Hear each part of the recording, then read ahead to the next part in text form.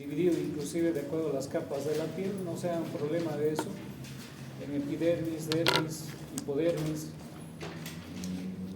diferentes receptores, tanto para el tacto, temperatura, presión, dolores. A nivel de los músculos, tendones, membrana sinovial, encontramos sobre todo mecanorreceptores, es decir, receptores que están relacionados con la presión,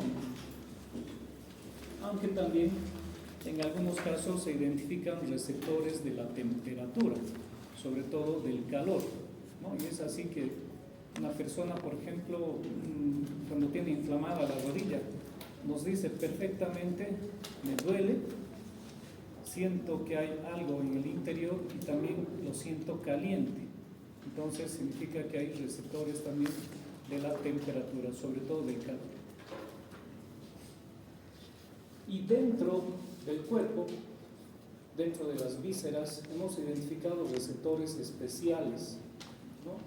Receptores, por ejemplo, para los gases, los quimiorreceptores que están a nivel de las arterias, también receptores para la presión, que regulan la presión arterial, uno de ellos, el seno carotídeo, pero también hay receptores que están a nivel de las vísceras y son sobre todo receptores de distensión, ¿sí? Receptores de distensión. De alguna manera determinan si el órgano está lleno, lo vacía, supónganse la vesícula biliar. Nosotros no nos damos cuenta de aquello, ¿verdad? Pero llega un momento en que se distiende tanto que envía un mecanismo reflejo para que se vacíe, ¿no? Entonces se libera una hormona por la cual se vacía justamente nuestra vesícula biliar. Entonces son receptores especiales que están en el interior del organismo, principalmente en las vísceras huecas. Bueno, vamos a ver ahora ya un órgano que transmite justamente todos estos estímulos. Pero en este momento nosotros estamos hablando simplemente de estímulos. ¿Cómo es que vienen las respuestas? Lo hacen a través de diferentes centros nerviosos que se encuentran en el cerebro, que se encuentran en el cerebelo, muchas veces simplemente a nivel de la médula espinal, y lo hacen a través de cablecitos, a través de axones. Mientras más grueso es el axón, es más rápido el viaje del estímulo. Mientras más delgado el axón, va más lentamente el estímulo o la respuesta. ¿Y quién es el encargado? ¿Dónde se encuentra esa gran cantidad de axones, tanto que suben como también que bajan? En la médula espinal. Y el sistema nervioso central se lo va estudiando justamente en sentido inverso de donde se producen las acciones, ¿no? Porque deberíamos estudiar primeramente el cerebro para entender mejor cómo es que se producen las respuestas a esos estímulos, cómo es que al cerebro llegan los estímulos. Entonces, lo vamos a estudiar así como está en todos los libros de neuroanatomía y de anatomía. Vamos a empezar con la médula espinal. Bueno, la médula espinal es un órgano del sistema nervioso central, está ocupando la columna vertebral, el conducto en realidad que se forma a nivel de las vértebras. Es bastante largo. A nivel del embrión, como ustedes han debido ver, casi ocupa toda la totalidad de la columna vertebral, y a medida que el individuo va desarrollando, en el momento del nacimiento, por ejemplo, la médula espinal todavía le queda larga en relación a la columna vertebral. Si nosotros buscamos el límite inferior, está más o menos a nivel de la tercera vértebra lumbar, entre la segunda y tercera vértebra lumbar. Pero ya en el adulto, la médula espinal se va separando un poquito más en relación a la columna vertebral, ¿no? Entonces queda ya un poco más superiormente. Un largo tallo cilíndrico que mide aproximadamente unos 45 centímetros de longitud. En su interior, entonces, nosotros vamos a encontrar cablecitos, ¿no? Que son los mismos axones que vienen descendiendo, y también vamos a encontrar cablecitos que van a ir ascendiendo. Entonces vamos a encontrar vías o fascículos o cordones ascendentes y descendentes en el interior de la médula espinal. Pero no solamente es un conjunto de vías ascendentes o descendentes, sino también en el interior nosotros vamos a encontrar un conducto donde se encuentra líquido cefalorraquídeo. Este líquido amortigua de alguna manera médula espinal, a pesar de que está bien protegida, pero también gracias al líquido permite una amortiguación dentro del cóndilo. Pero no solamente la médula espinal es un conjunto de vías ascendentes o descendentes, sino también la médula espinal es un verdadero centro nervioso. Es así que a nivel de la médula espinal, sobre todo en la parte más superior, vamos a encontrar realmente centros nerviosos que conjuntamente el bulbo raquídeo son capaces de dirigir una determinada función. Ejemplo, la parte respiratoria, la respiración, la inspiración, la expiración, se encuentra principalmente en un centro que se llama el centro neumotáxico, ¿no? Y se está compartiendo este centro entre la parte más superior del bulbo, de la médula espinal y el bulbo raquídeo, como vamos a ver posteriormente. Pero también hay pequeños centros nerviosos que son capaces de dirigir un determinado grupo de músculos. La médula espinal, al encontrarse en el interior de la columna vertebral, se adapta justamente a sus diferentes curvaturas, ¿no? La columna vertebral tiene una serie de curvaturas que, si nosotros contamos las curvaturas, son en número de 4. Si identificamos aquí, estos son los cuerpos vertebrales, por lo tanto esto es anterior. Estas son las apófisis espinosas, por lo tanto esto es posterior. Entonces, ¿cuántas curvaturas vamos a encontrar? Aquí hay una curvatura de convexidad anterior, ¿verdad? Aquí hay otra curvatura, pero esta vez de concavidad anterior, otra curvatura de convexidad anterior y otra curvatura de concavidad anterior. En total, ¿cuántas curvaturas hay? 4. 2 de convexidad anterior y 2 de concavidad anterior. Las curvaturas de convexidad anterior se llaman lordosis y las curvaturas de concavidad anterior se llaman sifosis. Entonces hay 2 lordosis y hay 2 sifosis. ¿Dónde está la lordosis? Bueno, una es cervical y la otra es lumbar. La sifosis, ¿dónde están? Una es torácica y la otra es sacrocoxígea.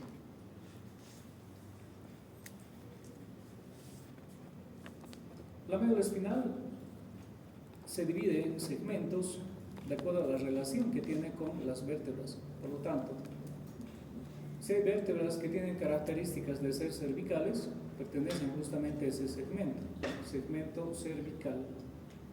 Luego vamos a encontrar vértebras que tienen características de ser torácicas, por lo tanto ese segmento se llama segmento torácico o dorsal. Luego vamos a encontrar vértebras que tienen unas características de ser lumbares, ¿no? Cuando hablamos de características de ser lumbares, de ser cervicales, de ser torácicas, significa que hay vértebras que tienen una característica muy particular que las diferencia del resto, ¿no?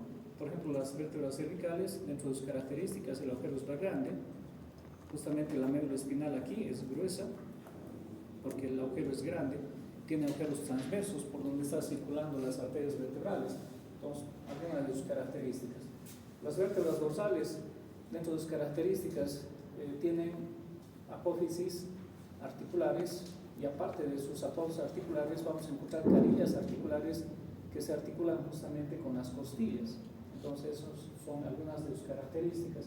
A nivel lumbar, las vértebras del cuerpo es mucho más grande. Sus apófisis espinosas ya no son tan espinosas, sino son más rectangulares. Y las vértebras sacras que ya se unen para formar un solo hueso que es el sacro, lo mismo que las vértebras coxígeas, ¿no? Entonces, aquí vamos a encontrar otra curvatura que corresponde justamente a una sifosis sacrocoxígea. Bueno, diferentes curvaturas que se van adaptando justamente a la columna vertebral. Cuando estemos estudiando tórax vamos a hablar nuevamente de estas curvaturas, pero ya nos estamos adelantando. Entonces, si nosotros extraemos la médula espinal, podemos observar justamente cómo se mantienen esas curvaturas, ¿no? Si nosotros extraemos recién una médula espinal, pues va a presentar esas curvaturas porque ha estado tanto tiempo en el interior de la columna vertebral. ¿Qué salen de la médula espinal? Los nervios, que se van a clasificar de la misma manera que el segmento, vale decir, nervios cervicales, nervios dorsales, nervios lumbares, nervios sacros, nervios coxígeos. Si nosotros vamos contando todos esos nervios, son en una cantidad aproximada de 31, ¿no? 31 pares de nervios raquídeos, aunque en algún libro dice hasta 33 pares de nervios raquídeos, puede existir inclusive. ¿Cómo se clasifican? 8 nervios cervicales, 12 dorsales, 5 lumbares, 5 sacros y 1 o 3 coxígeos. Total 31 a 33 pares de nervios raquídeos. La médula espinal, evidentemente, es un cordón aplanado en sentido anteroposterior, ¿no? Pero es relativamente cilíndrico, algo aplanado entonces en sentido anteroposterior. Si nosotros queremos descubrir hasta llegar a la médula espinal todos los elementos por los cuales está rodeado, vamos a quitar primeramente el hueso, las vértebras. Debajo de las vértebras nosotros vamos a encontrar las meninges, vamos a ir seccionando justamente cada una de las meninges, y debajo de las meninges vamos a llegar hasta la médula espinal, que va a estar envuelta todavía por una meninge, en este caso la pía madre, ¿no? Que es la más íntima, la que se adhiere bastante al sistema nervioso central y también una parte del sistema nervioso periférico, porque va acompañando en su origen a estos nervios. ¿Cuál es el límite de la médula espinal entonces ya en el adulto en relación a la columna vertebral? Si lo relacionamos con la columna superiormente, lo vamos a hacer a través de la parte media del arco anterior del atlas hasta el borde superior del arco posterior del atlas, ¿no? Entonces tomamos una línea transversal que vendría a ser para nosotros ese límite. En la parte inferior, si nosotros contamos ya en el adulto, porque en el recién nacido era L3, ¿verdad? Entonces aquí desciende un poquito más el límite, por lo tanto lo vamos a encontrar entre L1 y L2 el límite, ¿no? Y el límite está representado por una estructura todavía nerviosa que se llama el cono medular. Entonces nosotros tenemos que buscar el cono medular, que es una estructura que se la puede palpar, es la parte más durita todavía de la médula espinal, y la identificamos y comprendemos de que ese es el cono medular. Entonces ese cono medular va a estar prácticamente a nivel del borde superior de L2, o si quieren ustedes entre L1 y L2. Pero en recién nacido, no se olviden, es L3, baja un poquito más, ¿no? Este es el límite anatómico. Y también radiológico. Si nosotros sacamos una radiografía, tomamos en cuenta este límite, lo mismo superiormente, la línea que pasa por el atlas, el arco anterior al arco posterior, pero si tenemos una médula suelta, entonces aquí vamos a buscar el cono medular. El cono medular es el límite inferior anatómico, y superiormente, ¿cuál será ese límite? Porque ya no tenemos huesos, no tenemos una radiografía. Entonces, ¿cómo deducimos que es el límite superior? Justamente por la emergencia del primer nervio raquídeo. Lo podemos hacer también si tenemos a mano una lupita, podemos ver en la parte media el entrecruzamiento de fibras, el entrecruzamiento piramidal, el entrecruzamiento de las pirámides que se denominan, ¿no? Entonces hay límites anatómicos y límites radiológicos, donde generalmente los anestesistas van a buscar colocar la anestesia, ¿no? Porque aquí hay un espacio para no lastimar la médula espinal, justamente el sistema nervioso, pues se lo hace por debajo del límite del cono medular. Entonces generalmente se lo hace entre L4, ¿no? L5, algunos dicen entre L3 y L4, ¿no? Pero otros se escapan un poquito más y dicen entre L4 y L5, ¿no? Y dejan el anestésico justamente allá. Bueno, ahí tenemos entonces los límites anatómicos, ya no hay hueso aquí, entonces límites anatómicos, emergencia del primer nervio raquídeo, y en la parte inferior vamos a encontrar el cono medular. este cono medular, que es la parte durita de la médula espinal, se continúa todavía con una pequeña formación, pero que tiene un color diferente a los nervios. Entonces lo podemos identificar porque tiene una coloración más oscura y se lo conoce con el nombre de filum terminal. Este filum terminal, a su vez, inferiormente va a continuar, va a estar cubierto por las meninges, principalmente por la dura madre, y va a formar un ligamento que se lo conoce con el nombre de ligamento coxígeo. Es el que se va a insertar justamente en la base del coxis. Ahí tenemos justamente los límites entonces de la médula espinal. Disculpe, doctor, ¿hay filum terminal interno? Claro, el filum terminal es interno siempre, ¿no? Solamente que va a estar envuelto ya por la dura madre, y es en el momento en que se convierte en ligamento coxígeo. Pero después el filum terminal es una continuación, pero es la parte no nerviosa, ¿no? En cambio, la parte nerviosa termina en el cono medular, y el filum terminal sigue siendo la continuación de la médula espinal, pero ya no es nervioso. Si nosotros pinchamos, cortamos esta formación, no pasa nada porque ya no hay nervios. Si nosotros medimos el diámetro transversal de la médula espinal, no es homogéneo en toda la superficie, ¿no? Por lo general estamos entre un diámetro de unos 10 milímetros, pero hay en ciertas partes donde el diámetro es mayor, y eso no solamente se ve en su diámetro transversal, sino también en su diámetro antero-posterior. Por lo tanto, está en toda la circunferencia, y eso se llama intumescencia, ¿sí? Intumescencia. ¿Cuántas intumescencias nosotros vamos a encontrar? Dos intumescencias, una superior y otra inferior. Esta es la intumescencia superior o engrosamiento cervical. Tiene una longitud aproximada, si nosotros relacionamos en vértebras, desde la cuarta vértebra cervical hasta la primera vértebra torácica. Aquí el diámetro es mayor, bueno, no diámetro, aunque sí, estamos hablando de diámetro transversal, ¿verdad?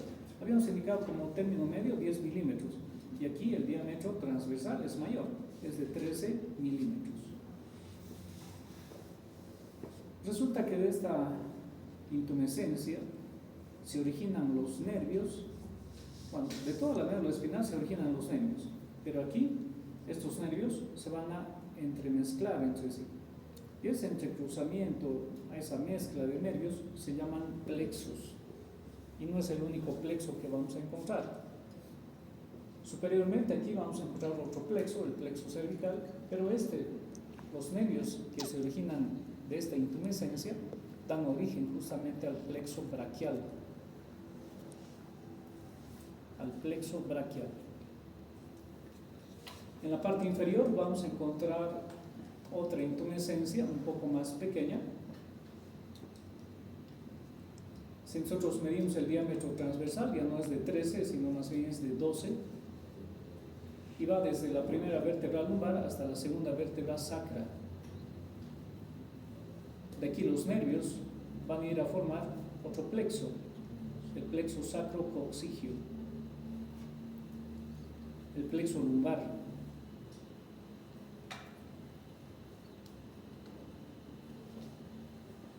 Plexo lumbar y plexo sacrocoxígeo, destinado a los miembros inferiores.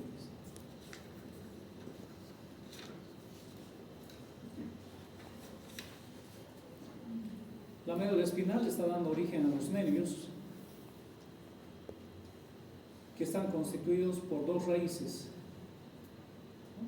Entonces, estas dos raíces las habíamos visto y seguramente lo están haciendo en la parte práctica. Se pueden identificar las dos raíces, una raíz anterior y una raíz posterior. Ambas raíces se unen y forman lo que viene a ser el nervio raquídeo. El nervio raquídeo, una vez que sale por el agujero de conjunción, se vuelve a dividir en ramas, una rama anterior y una rama posterior. Las ramas anteriores son las que van a formar los plexos y la rama posterior está destinada a la parte posterior del tronco. Músculos del cuello, músculos del tronco, músculos del abdomen, pero de la parte posterior, ¿no? Entonces, ramita posterior y rama anterior. Entonces, los nervios intercostales no son más que ramas anteriores. El plexo braquial no son más que la unión de ramas anteriores que emergen justamente de la columna o de la médula cervical y parte de la torácica. Entonces aquí podemos ver un esquemita justamente cómo es que se divide el nervio raquídeo en una rama anterior y una rama posterior. Muchas veces no entendemos, ¿no?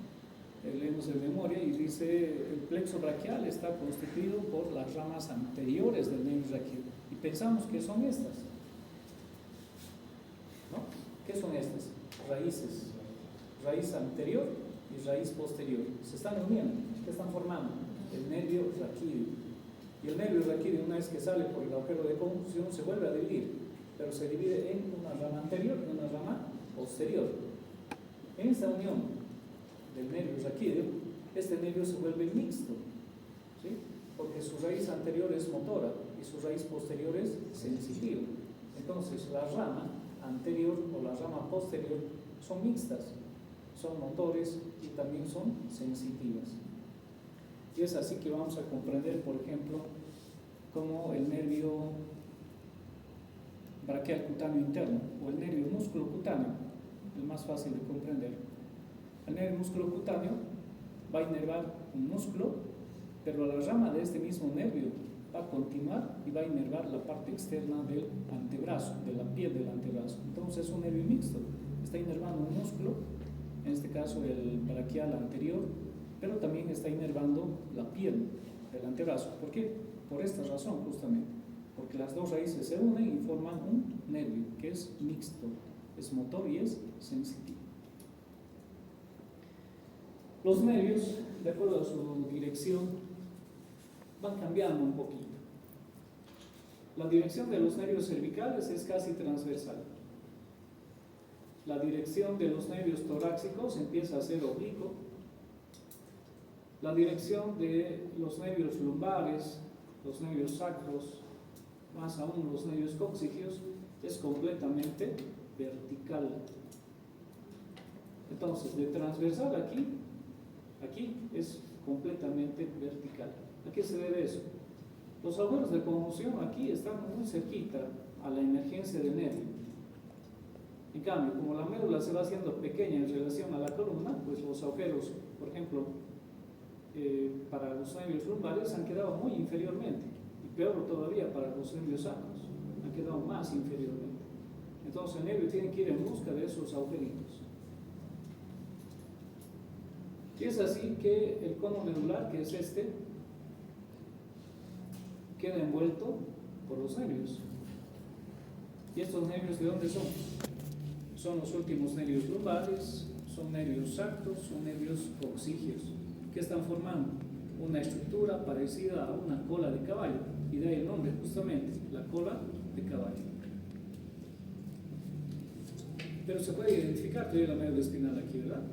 Ahí está, esta partecita es el cono medular, se va a continuar con el filum terminale, y luego aquí ya vamos a encontrar el ligamento coccygeo. Bueno, estamos viendo justamente la dirección de los nervios raquídeos. Fíjense ustedes, aquí todavía un poco transversal, aquí ya se empiezan a convertir en oblicuos y los más inferiores van a ser completamente verticales, tienen una dirección vertical. Un poquito de las relaciones de la médula espinal. La médula espinal habíamos indicado que está dentro del conducto vertebral, constituido por los agujeros vertebrales de las vértebras. Pero por debajo de ello, nosotros vamos a encontrar justamente esto, que es la dura madre. Y la dura madre divide en dos espacios, uno que está entre la dura madre y la médula espinal, y la otra está entre la dura madre y el hueso, la vértebra. Entonces, este espacio que queda por encima de la dura madre se llama espacio epidural, y el que está por debajo de la dura madre se va a llamar espacio subdural. ¿Qué encontramos en el espacio epidural? Para ello vamos a ver otra imagen. Es esto justamente lo que estamos indicando. El hueso, esto es la dura madre, y debajo estará el espacio subdural, y por encima de la dura madre este es el espacio epidural. El espacio epidural entonces está limitado entre el hueso y la dura madre. ¿Qué contiene? ¿Qué estamos observando aquí? Venas, plexos venosos entonces. ¿Qué más vamos a encontrar? Grasa semifluida. Entonces, grasa semifluida y plexos venosos es el contenido del espacio epidural. Por debajo de la dura madre, ¿qué vamos a encontrar? Por debajo de la dura madre nosotros vamos a encontrar ya la pía madre, que es esto, y la médula espinal.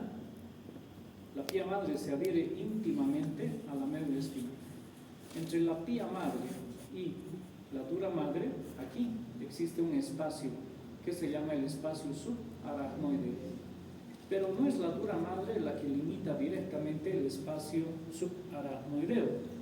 Resulta que por debajo de la dura madre, esta parte que nosotros estamos observando aquí cortado de la dura madre, tiene una coloración y tiene una superficie distinta a la que se puede observar por fuera. Si nosotros tocamos por fuera, es rugosa. En cambio, si la tocamos por dentro, es lisa. Entonces, esto quiere decir que aquí hay otra membrana en realidad, y no es más que la aracnoides. Y la aracnoides es una serosa, y en histología ustedes han debido ver de que las hojas cerosas están constituidas a su vez por dos, ¿verdad? Son dos hojitas que conforman una serosa. Una de ellas va a ser la parietal, una hoja parietal que se adhiere justamente a la dura madre, y la otra que nosotros estamos viendo aquí por dentro es la hoja visceral, es lisa. Entre las dos hojas vamos a encontrar vasitos sanguíneos, principalmente venas, que le dan esa característica a esta meninge de parecerse a una tela de araña, de ahí el nombre de aracnoides. Entonces, si vamos de la superficie a la profundidad, vamos a encontrar primeramente dura madre, luego vamos a encontrar la aracnoides. La hoja parietal se adhiere firmemente a la dura madre, y la que nosotros estamos observando en relación con la pía madre va a ser la hoja visceral. Entre ambos vamos a encontrar el espacio subaracnoideo que contiene el líquido cefalorraquídeo.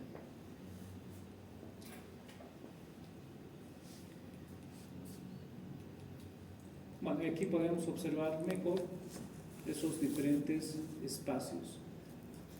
Primero, la dura madre. Por encima, todo esto, espacio epidural, y lo que está por debajo es el espacio subdural. ¿Qué contiene el espacio epidural? Ya estamos viendo, ¿no? Venas, plexos venosos, habíamos indicado, y grasa semifluida. Por debajo, este es el espacio subdural, que vamos a encontrar el espacio subaracnoideo, constituido o limitado por la aracnoides y la pía madre. ¿Qué contiene ese espacio? Principalmente líquido. Volvemos a repetir, el líquido cefalorraquídeo. Relaciones de la dura madre. Y ahí estamos observando justamente la médula espinal. Envolviendo íntimamente vamos a encontrar entonces a una hojita que es la pía madre, ¿no? La pía madre. Estas son sus raíces. Podemos observar justamente la presencia de la raíz anterior, la raíz posterior, y entre ellos vamos a encontrar una prolongación de la pía madre. ¿Cómo se llama esta prolongación? Ligamento dentado, ¿sí? Es una prolongación de la pía madre que se dirige ¿hacia dónde? Hacia la dura madre. Es esta la dura madre, ¿no? Y ahí podemos observar justamente la dura madre uniéndose a través de este ligamento, el ligamento dentado, que está dividiendo la raíz posterior de la raíz anterior. ¿De dónde proviene? De la pía madre. Este es el espacio subaracnoideo, subdural si quieren ustedes, que no es el mismo, ¿no? El subdural contiene desde la aracnoides hasta la pía madre. En cambio, el subaracnoideo va desde la aracnoides hasta la pía madre. ¿Está bien? Entonces, un poquito para diferenciar justamente que el espacio subdural, vuelvo a repetir, desde la dura madre hasta la médula espinal. Y el subaracnoideo solamente desde la aracnoides hasta la pía madre. Relaciones de la médula espinal. Bueno, aquí estamos viendo nuevamente sus relaciones, el espacio epidural, el espacio subdural. ¿Cuáles son los medios de fijación de la médula espinal? ¿Cómo es que la médula espinal se mantiene en su posición? Primero, superiormente, por la continuación que tiene con el bulbo raquídeo. Inferiormente, el medio de fijación no es más que el ligamento coxígeo, que está envolviendo al filo terminal, como habíamos indicado hace un momento, y se fija en la base del coxis. Lateralmente vamos a encontrar los nervios raquídeos. Y también como medio de fijación podemos mencionar esa prolongación que va desde la pía madre hasta la dura madre. ¿Cómo se llama? Ligamentos dentados. Entonces, los ligamentos dentados, la emergencia de los nervios raquídeos que pasan por los agujeros de conjunción, la continuación con el bulbo raquídeo y el ligamento coxígeo son los principales medios de fijación. Por encima de la médula espinal nosotros vamos a encontrar el bulbo raquídeo. Por encima del bulbo raquídeo vamos a encontrar la protuberancia, luego el mesencéfalo. Posterior a estos tres elementos vamos a encontrar el cerebelo. Todos ellos cubiertos por las meninges. Aquí las meninges se van a llamar meninges espinales o raquídeas. Aquí se van a llamar meninges craneales porque esto ya está dentro del cráneo. ¿Sí? Nuevamente el esquemita, médula espinal, bulbo raquídeo, protuberancia, mesencéfalo. No se olviden, por detrás del mesencéfalo, la protuberancia y el bulbo raquídeo está el cerebelo. ¿Cómo está comunicado el cerebelo? A través de los pedúnculos cerebelosos, ¿no? Entonces aquí hay pedúnculos cerebelosos inferiores, medios y superiores. ¿Cómo está comunicado el mesencéfalo con el cerebro? Porque esto ya es el cerebro. A través del tálamo óptico. ¿Sí? Tálamo óptico. Importante entenderlo aquello, porque cuando hablemos de vía, puede ser que estemos empezando aquí y estemos terminando en el cerebelo o bien en el cerebro. Entonces tenemos que entender por dónde va a ir ese cablecito, ¿no? Entonces diremos que este cablecito irá por una parte de la médula espinal, luego irá por el bulbo raquídeo, por una parte del bulbo raquídeo, una parte de la protuberancia, mesencéfalo, generalmente por los pedúnculos cerebrales, para llegar hasta el tálamo óptico y luego terminar en el cerebro, en alguna parte del cerebro. La respuesta se va a originar seguramente aquí o seguramente aquí, o bien hay algunas respuestas que se originan aquí. Entonces van a ir en sentido inverso, irán tal vez del cerebro, tálamo óptico, bueno, ya no tálamo óptico, cerebro, mesencéfalo, protuberancia, bulbo raquídeo, médula espinal para llegar al órgano al cual se pretende dar la respuesta. Entonces, vías ascendentes, vías descendentes. No se olviden que los nervios ya en el tronco encefálico cambian de nombre, ya no se llaman nervios raquídeos, se van a llamar nervios craneales. Todos los hemos estudiado bastante bien, de modo que ya no vamos a hacer mucho hincapié en estos pares craneales. Vamos a hablar evidentemente de los núcleos que vamos a encontrar como propios, ya sea del tronco encefálico o bien tal vez algún núcleo que encontremos en la médula espinal. Cada órgano nervioso tiene sustancia gris y tiene sustancia blanca. No hay ningún órgano nervioso que solamente tenga, por decir, sustancia blanca o sustancia gris. Todos tienen sustancia gris y sustancia blanca. Lo que varía es un poquito el lugar, ¿no? Algunos, por ejemplo, sustancia blanca por fuera y otros tienen sustancia gris por dentro. El cerebro, por ejemplo, tiene sustancia gris por fuera pero también tiene sustancia gris por dentro. Y entre ellos vamos a encontrar sustancia blanca, ¿no? Entonces está un poquito mezclado y mucho dependerá de la importancia del órgano nervioso. El cerebro es uno de los órganos nerviosos más importantes que rige las funciones, como también lo hace el cerebelo. Entonces, lógico que la sustancia gris esté también por fuera. Bueno, vamos a quedar aquí, mañana vamos a continuar.